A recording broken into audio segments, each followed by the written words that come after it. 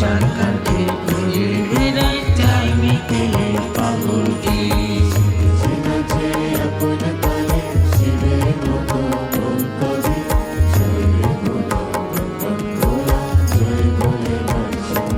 സനാതനത്തിലെ ഉത്സവാഘോഷങ്ങളിൽ അതിപ്രധാനമാണ് മഹാശിവരാത്രി.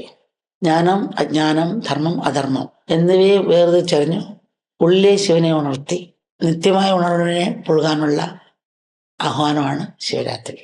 ശിവരാത്രി പരമജ്ഞാനത്തിനെയും അതിനുവേണ്ടിയുള്ള സാധനയുടെയും തപസ്സിൻ്റെയും സന്ദേശമാണ് നൽകുന്നത്. ലോക വിഷയങ്ങൾ വഴി കഴിയുന്ന മനുഷ്യരുടെ മനസ്സും ഇന്ദ്രിയങ്ങളും വിശ്വമുഖമാക്കുക, സമൂഹ ആരാധനയിലൂടെ അന്തരീക്ഷം ശുദ്ധീകരിക്കുക എന്നതാണ് ശിവരാത്രി പോലുള്ള ഉത്സവങ്ങളുടെ ഉദ്ദേശം. ശിവരാത്രിയോടനുബന്ധിച്ച് ശിവനെ ഭജിക്കുന്നതിലൂടെ ജീവിത പ്രശ്നങ്ങൾ പരിഹരിക്കാനും ശാന്തി അനുഭവിക്കാനും സാധിക്കുമെന്നാണ് ജനങ്ങളുടെ വിശ്വാസം. ശിവരാത്രിക്ക് ഉറക്കം കഴിയുന്നത് അന്ധകാരത്തെയും അജ്ഞാനത്തെയും മറികടക്കുന്നതിൻ്റെ സന്ദേശമാണ്. ചന്ദ്രൻ ക്ഷയിച്ചില്ലാതാവുന്ന ദിവസമാണല്ലോ ശിവരാത്രി. ചന്ദ്രൻ മനസ്സിന്റെ പ്രതീകമാണ്.